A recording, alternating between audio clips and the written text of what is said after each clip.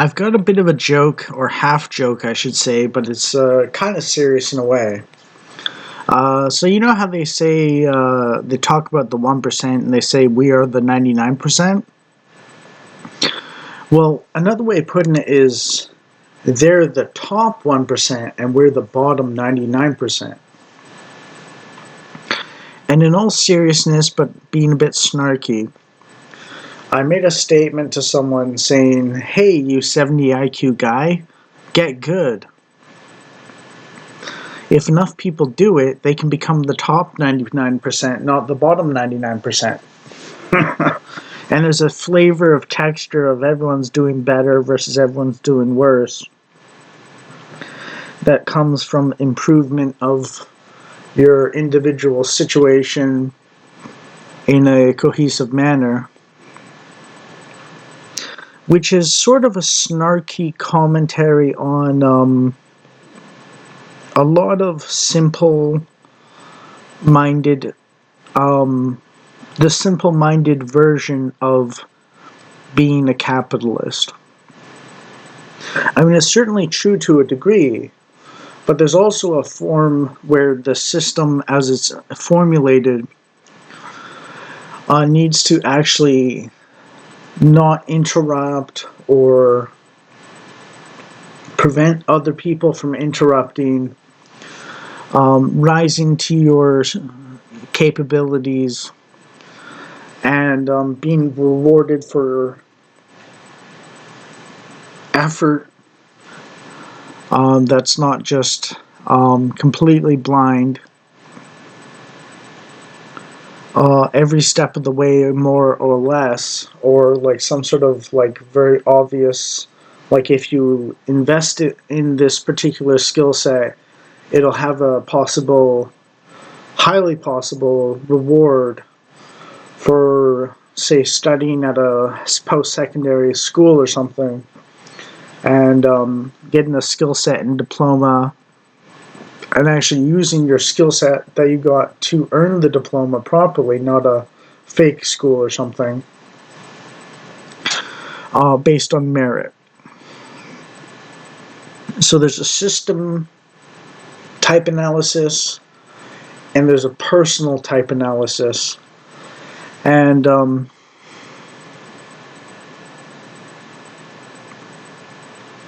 what I want to say is both matter to some extent.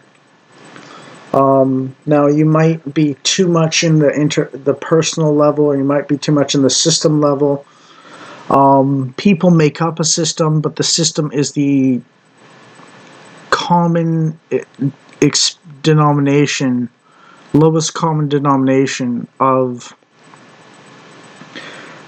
people's statistical experiences. And it's the reward and incentive structure that makes those things happen, and so on. When a true patrician that cares about his people speaks of systems, he's taking into account the individual psychology and personal motivations that are common to every human on an evolutionary basis, basically. Common sense, just so knowledge of specific situations, types of situations, and when they occur, without necessarily understanding the universe, life, the universe, and everything, or something like that. You know, they'll have some insights that are deep, but they won't have every single insight possible. And even so, they will have a understanding of how persons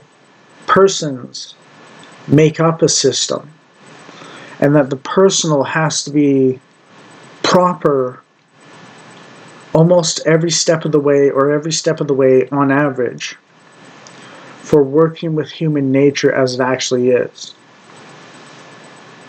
And certain laws about um, the usage of force on people and resistance and so on. Now, the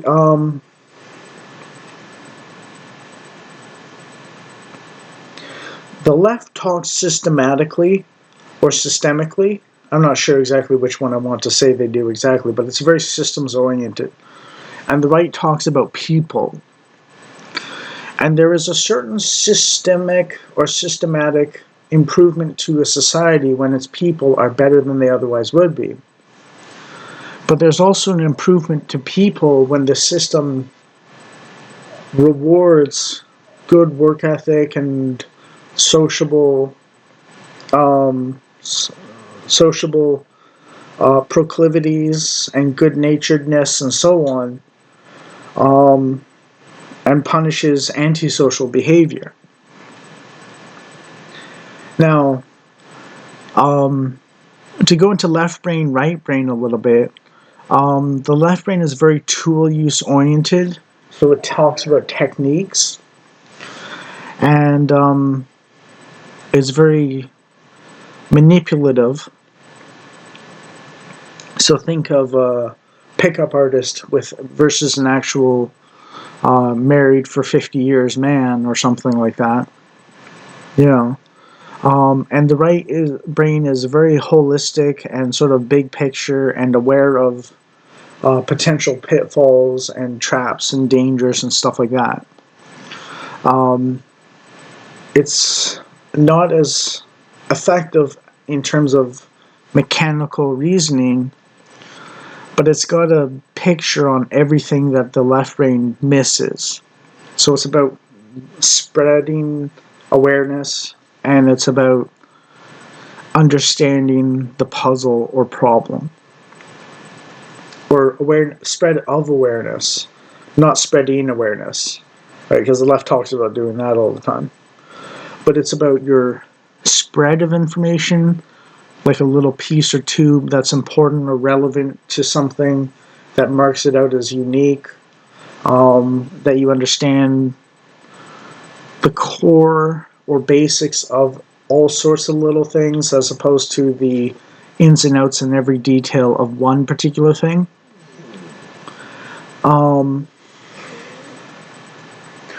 And therefore the right is better suited in a way to governing a complex system of society for maximum productivity and wealth and stability and so on.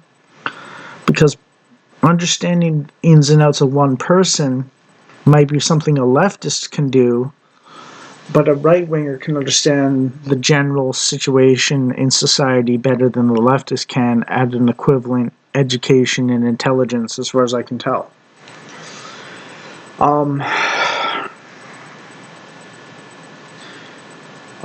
It's simply due to the uniqueness of focus versus spread of information or knowledge, depth versus width, and since nobody can understand everyone perfectly, except God, God is the only one that can be socialist and have a good situation come out of it, because he knows every variable initially and their knock-on effects, and can manipulate everything according to his will for the most benefit out of all.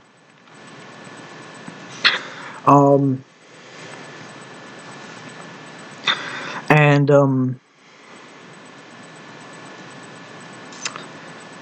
the corollary is that because only God can do that, no one else can.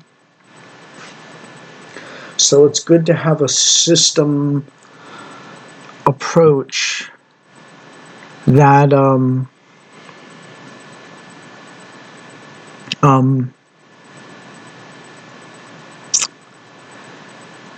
accounts for one's lack of awareness in many things, and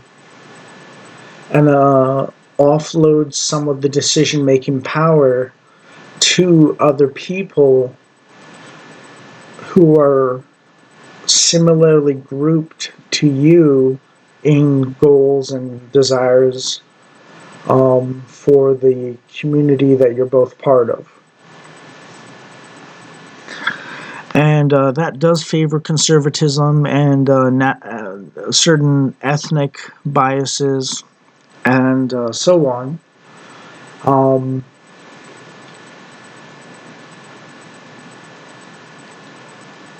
so you cannot get rid of ethno-nationalism entirely. It's always got to be a part of a healthy body politic on some level. It might not be super official. It might be sort of just a sort of culturally pushed for reality. It probably is a little extreme to make it an official doctrine, like certain historical European totalitarian governments. Um, but yeah, it is reasonably healthy on a certain level, and it doesn't need to be centrally enforced or strictly enforced, essentially, or something with like harsh punishments for not being ethno-nationalist. It can be just a cultural generality that happens to perpetuate itself and allows for certain individuals who don't share the ethnic background to continue to have a chance to thrive in limited numbers in that community. And that's partly what the assimilation argument's for. But the de facto or sort of unofficial ethno-nationalism that's just culturally perpetuated is in fact the lightest touch you can have for getting someone to assimilate and the most effective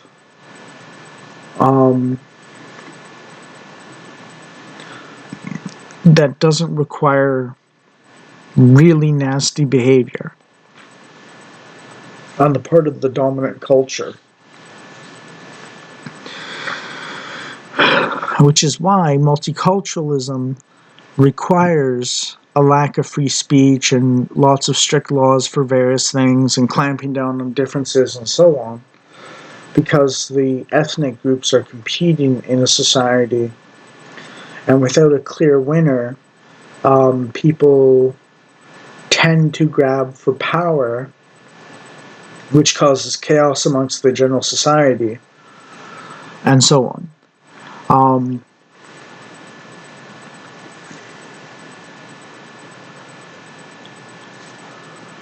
Democracy and republics formalize this with their different political parties in the countries and the lower levels of government and so on. But it's sort of also supposed to be a silo for those people who are power hungry while constraining them from total power, but giving them an outlet for their ambition and restricting their behavior to things that are beneficial or not totally harmful, which is why there's constitutions and elections and so on. And the point of the constitutions is not to prevent tyranny entirely. The constitutions exist to slow it down when a party is becoming malignant or malevolent, so that cooler heads will prevail in the end, even if a lie travels the world by the time the truth puts its shoes on. That's why it slows tyranny down, because it assumes in the general scheme of things, the calmer, cooler heads the wiser people who make a good argument in total, as opposed to a flashy rhetoric, will win in the end. Desperation is a constant with tyrants on some level. They're always feeling desperate and attacked on some level, which is partly why they're so tyrannical. And it comes from a certain degree of narcissism and reliance on other people to fix their problems, like the politicians' reliance on other people to fix the politicians' problems. And they feel the only way they can get by in life is if they have control over lots of other people. And basically, that's the reason why the nanny state or socialism or tyranny or totalitarianism is embodied by these politicians. It's because they have a very low sense of their own worth as someone, as a person, basically, generally speaking.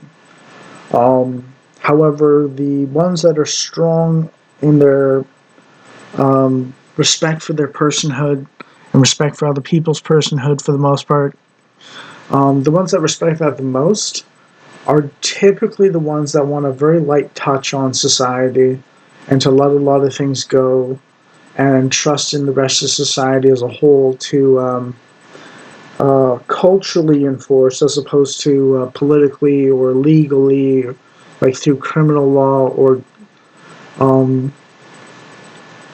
state power or lawsuits or something like that, or canceling maybe a little bit, or something like that,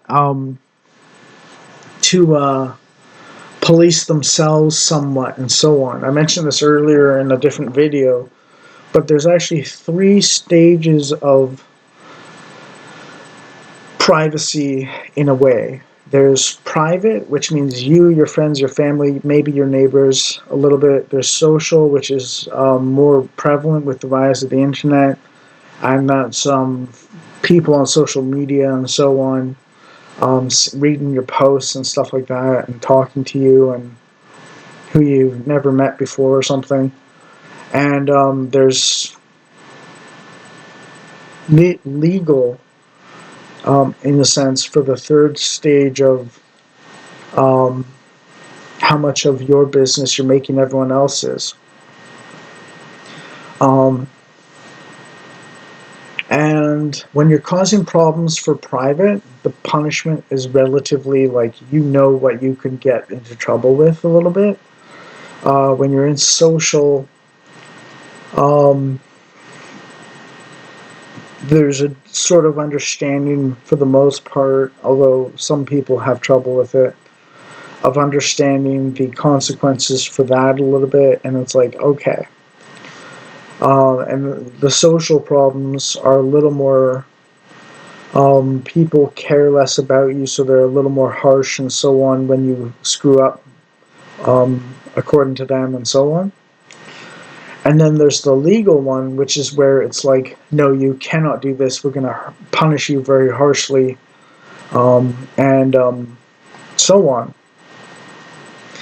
And what you want to do is you want to maximize the success of the private and the social in dealing with problems that people create. And you want the legal problems for misbehavior legally to be strict, but also not covering a wide array of offenses, or at least not every offense. When Mamdani says there's no problem too big for the government to tackle and no problem too small to escape its notice, he's screwing all of that up, basically.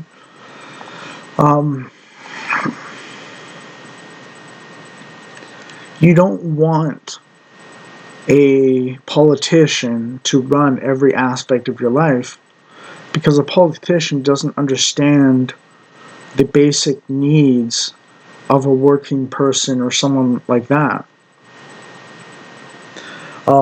They don't understand the needs of a taxpayer because they've never been taxpayers half the time anyways. And when they have been, they've been rich enough to afford a lawyer to loophole through the taxes and pay like 1% of their actual taxes. And the politicians make those loopholes for their future selves or their children or whatever, and so on. Which is the reason why so many politicians enter private equity firms or something like that, or companies and investment in stock and stock portfolios and so on, after they leave politics and so on. It's a bit of a grift. Anyways,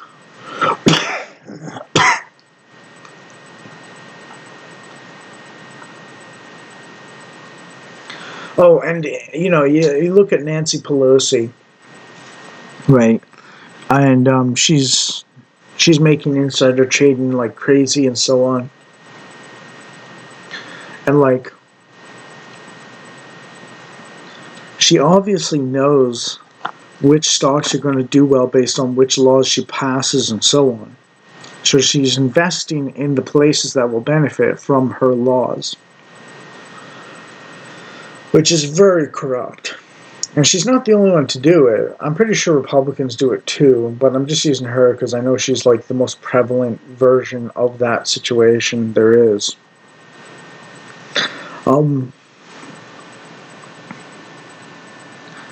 Yeah. So, yeah.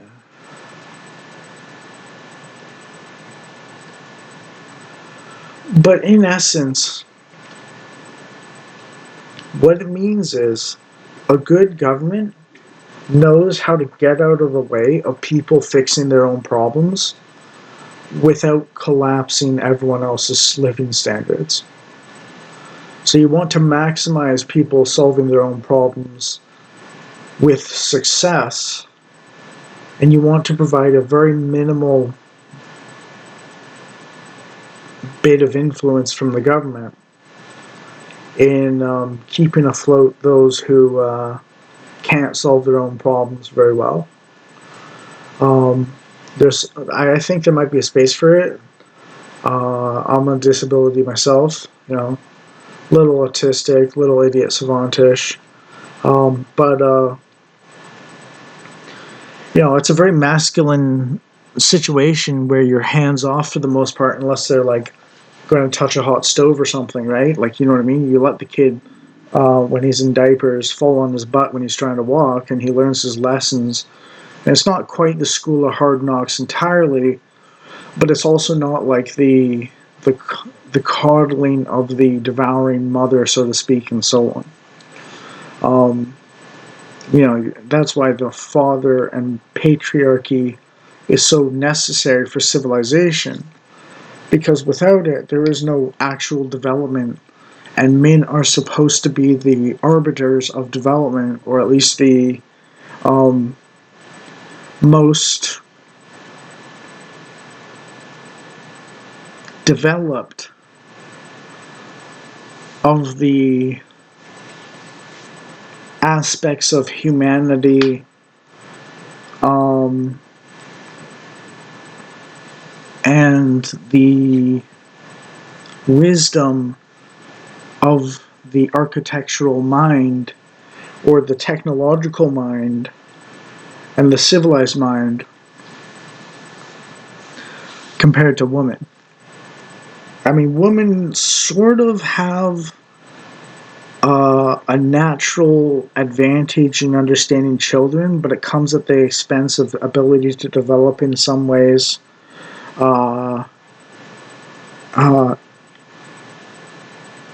concepts logically. They're very emotional. This isn't just saying they're just emotional and that we can ignore them completely. They obviously understand people more naturally, and that is actually one of those things that's important.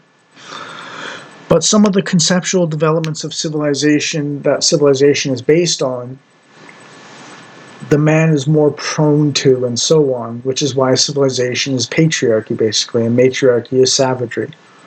Um,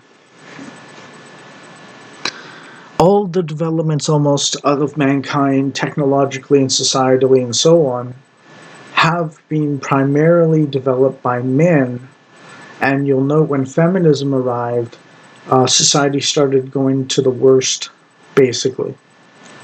Um, and before feminism, certain degrees of like understanding that not all women are totally feminine did already exist, and the feminists use that to clout chase and say, "Oh, look, feminism has always been right about everything," and so on. But really, no. What's defined as feminism specifically is always wrong, and the understandings we had of women before, that not all women are totally feminine and so on, were actually a happy medium, more or less, for the most part.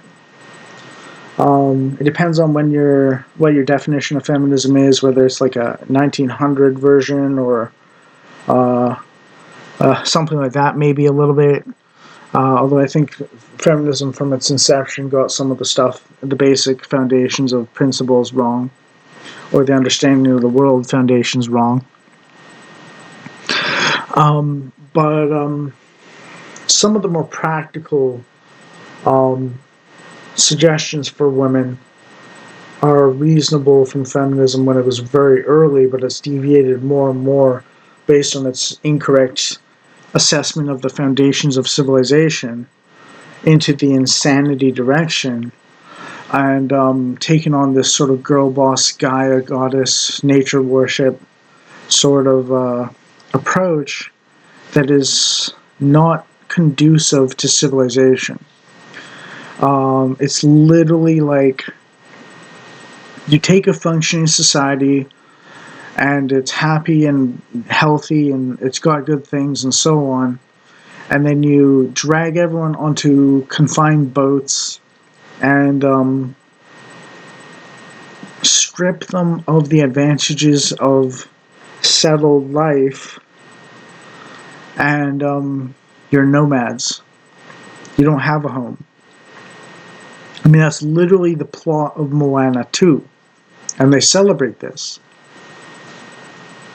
It's honestly, feminism is just the post apocalypse, zombie apocalypse fantasy for a woman, basically, in terms of its dynamics and the I can't wait for civilization to collapse so my ideology can rise from the ashes and so on. And the whole like have all the conveniences of modern life without any of the um, civilizational forces constricting you from doing literally anything you want. Um, civilization and society requires certain sacrifices in people and so on, for various things and so on. And honestly, the reason why it's important is because men are the most self-sacrificial of people. Um, a woman might say, well, she sacrifices herself for her kid. And I was like, yeah, but the man does too, and the man sacrifices himself for his wife on a level that the wife does not do. The wife's work is intrinsic to being a parent, literally, and the husband's work is both parent and caretaker of another adult. The man brings home the bacon, the woman just has to cook it. Yeah. Um, the man has to stab it and bring its corpse over through miles and miles of hard terrain, difficult terrain, and the woman just has to sit at home and pick some berries and light a fire, or use the communal fire to light her own private fire for cooking. It's not exactly a very big difference, and honestly, the bacon can kill you if you don't stab it hard enough. It's literally wild boars or something like that. So yeah. Um, And that's statistically found out to be the case, that women are a lot more mold things into my own image, and men are a lot more mold myself into its image if it's better than me. Which is why civilization is an aspirational thing, and it's patriarchy. It's repeatedly shown that women will typically self-insert or make themselves as a character, except win at everything, and so on in fiction, or take an established character and twist it into an image of themselves on some level or something. And the men will take the image of the person or the hero or the character or the uh, deity and say, I should mold myself into that, not mold it into me. Which is one of the reasons why feminism in games and movies and TV and music and stuff like that is so bad, because it's not about rising to the ideal, it's about dragging the ideal down to you. And that's a very feminine thing to do, and patriarchy is aspirational. Now,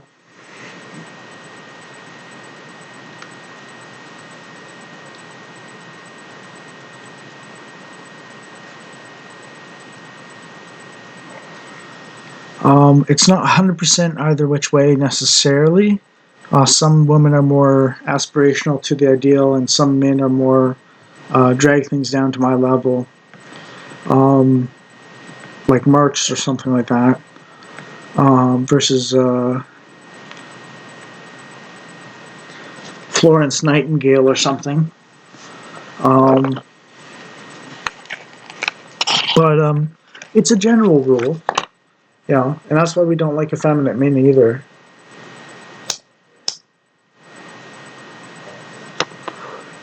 Because they're very much a drag things down to their level kind of situation.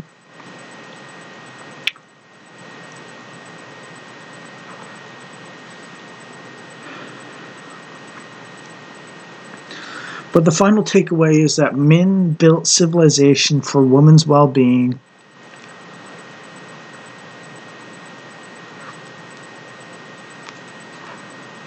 and there are fundamental aspects of humanity that we cannot escape very easily or for very long, such as war, disease, pride coming before the fall, and so on, that are natural to us all throughout our history and are fundamental aspects of life in some sense. They're just parts of life, and suffering on occasion. Failure at what you really wanted to do successfully. And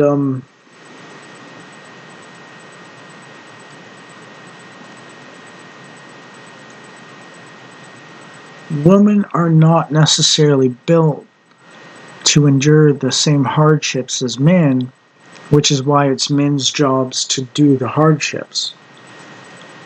And it's even built into our biology as men and women, not just in terms of like 30% more muscle mass density for a man compared to a woman of exactly the same volume,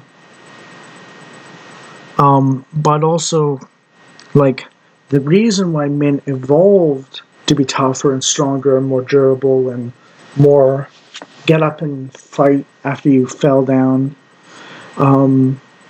try again, and so on, is that men automatically are the disposable unit in a family if one person has to die.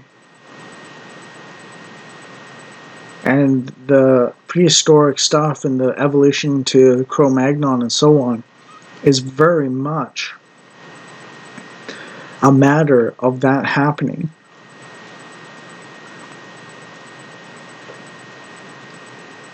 So, with being the disposable one that has to go out anyways, evolution kicked in and said, okay, if you get stronger and stronger every time you fail but don't die, then you can overcome with diligence and endurance and effort, constant application of effort and practice and learning about the situation and so on.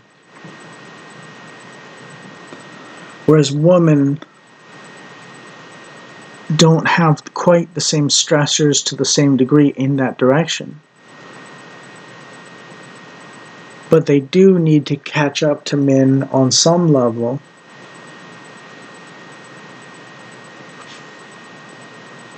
So evolution brings them along, and so on. But since they're the people-oriented people, the women are, then they don't need to develop at the same pace as men in the conceptual domain personally. So they don't need to dream up civilization to function in a society at something close to their best situation. They're happy with people, and men are happy with developing things. And of course, women like a man who develops things and so on, and develops themselves as well, and so on. But that's the sexual selection point that makes the men so adept at conceptual things and practical things and techniques and technical skills and the body strength and the endurance and the muscle density and so on, and the mental toughness and so on. That's what it all ties into, and that's why men are stronger. Men are stronger to protect and provide for the women and children. And there's more mentally tough or emotionally tough in some ways, so that the woman can express the needs of the vulnerable with a clear head on how to solve the problem in actuality, with all the details and nooks and crannies of information on the topic of how to stop or prevent or alleviate or solve the suffering from a broken system, or something that's going on in general that's not so good, or one particular behavior that's not so good, or something like that.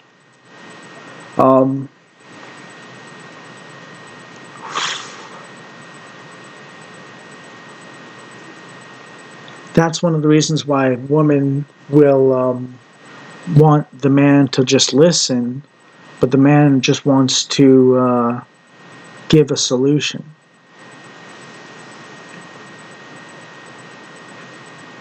The woman learns from the man talking about things, but the woman also makes it personally applicable, or something like that. And the man should listen to the woman and kind of help her tease out his answer, in some sense, through her own logic. So he's there to tease the information out of her with her doing the work, because she's got to teach the children. So you're showing the woman how to behave towards the children in developing the children's capabilities, whereas the woman is the translator from the adult-grown, fully grown, and mentally experienced and developed man. She's the translator of his capacities into the children's development, in some ways. Now, the woman can think up things herself, and the man can also tease out the capacities of the children himself. But you'll notice there's a certain degree of the woman is more consistent, but like softer touch, and the man is more hard facts and hard knocks of the school of hard knocks and so on. But there's a limit to how difficult things can get if it's a good father, and there's a limit to how soft things get if it's a good mother. So there's a sort of happy 40-60 and a happy 60-40 on each version for the parents, or it might even be 80-20 and 20-80 even. But like the point of two parents is to make up for each other's weaknesses, basically, and have a man that can understand men and women and what their roles are, and have a woman that can understand women and men and what their roles are.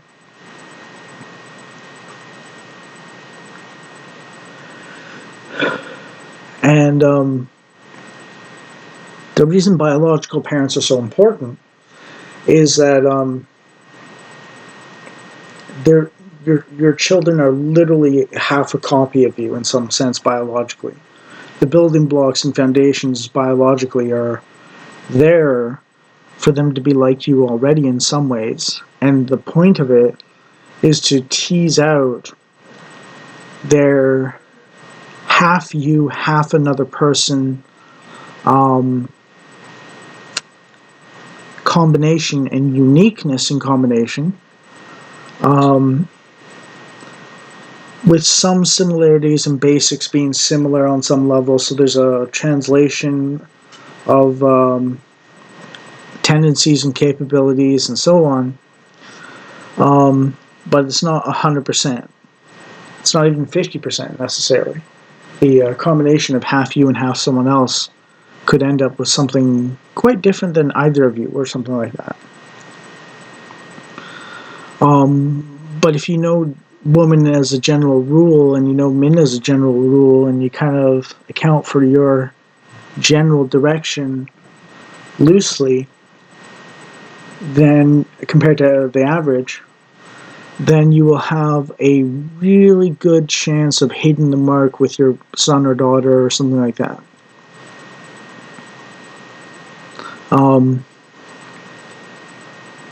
And pushing them to their limits in developing without over-exhausting or burning them out or something like that. And I've rambled on enough, but that's my general stance on civilization and patriarchy versus child rearing and matriarchy. And the capitalist socialism thing, with capitalism being patriarchy and masculine, and socialism being matriarchy and feminine. And I did mention that systems versus persons thing. Yeah. Now, I know some people might say the emphasis on systems is actually kind of more masculine, and the emphasis on people is more feminine. But I guess I'll continue for a little bit more to explain this. There's also another funny phenomenon where right-wingers, conservative Christians, feel more in charge of their lives, but they overtly declare that they're subservient to an all-powerful God. And then the left says they don't bow to no gods or kings, but they feel a lot less in charge of their lives.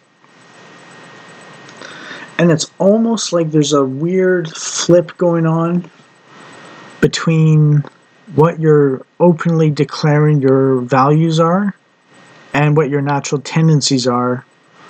And almost like people are making up for some aspect of themselves that is weaker developed than their core identity. And correcting for some aspect that they're lacking in by focusing on developing it.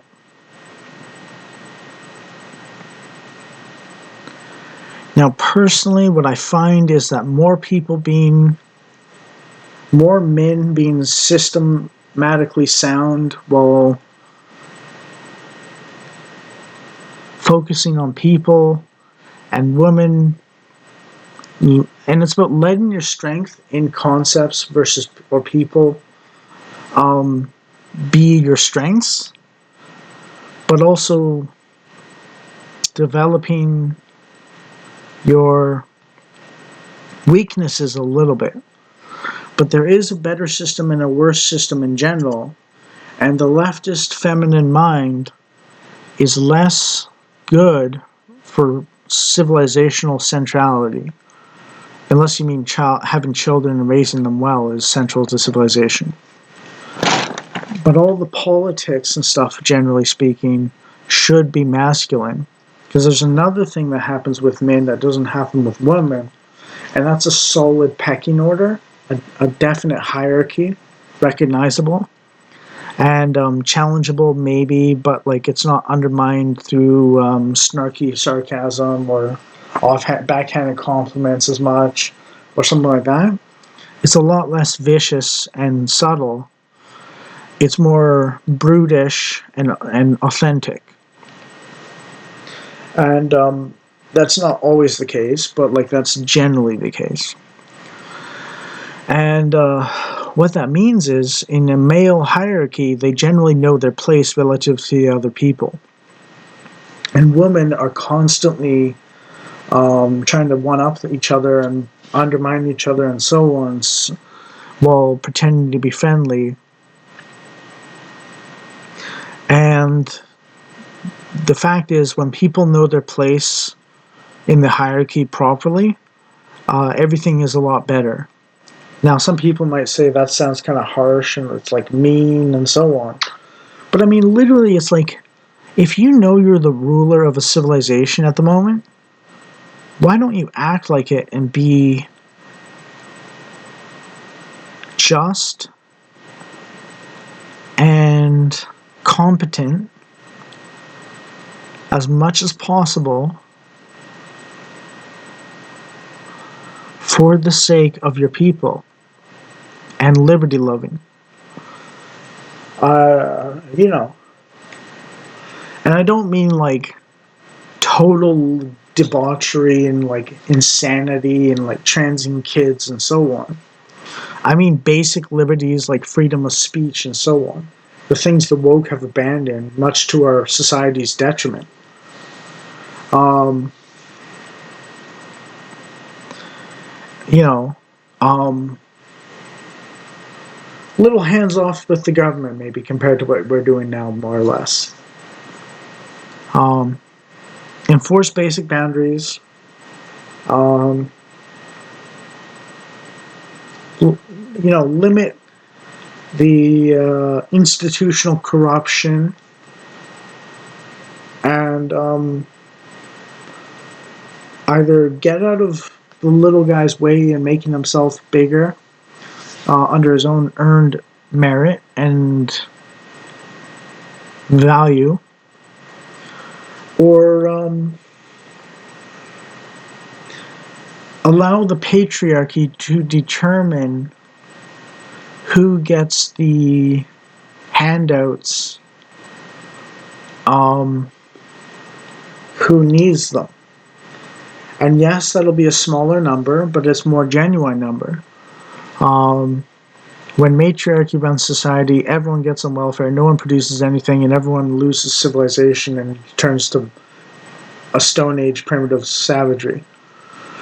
Under patriarchy, we go from the Stone Age to the AI Industrial Revolution, more or less.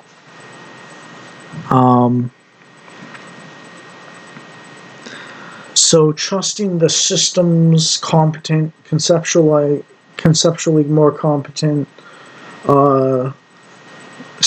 established pecking orders, more stable system of hierarchy to determine how to treat people, the better we'll be. Now, some people might go as far as to say we should abolish the 19th Amendment in America or something. I'm Canadian, so maybe they would say it's abolish the woman's right to vote or something. But I wouldn't go that far. I think the women just need to learn what men are good for and that the men need to learn what the women expect of them, while also having established their own boundaries for what women can get away with them. An overall heightening of the quality of the men will precede the heightening of the quality of the woman, because men are naturally more prone to being proper leaders, and women are naturally more prone to being followers of some sort. Like, even the feminist thing is like, it's only happened because men allowed it, basically. Because their standards and their courage fell apart because of good times creating weak men. They got lazy with their game and they slipped. That's one of the reasons why men are typically older than the woman they're married to, and so on, because they need that extra couple of years of learning to be extra competent, to be the proper leader, and so on, and to establish their financial careers and like provider capacity and their toughness in testing testing it in danger, or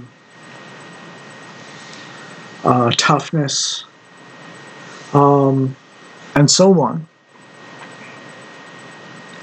That's one of the reasons why men are typically older than women that they're in a relationship with. So yeah, that's how it all ties together.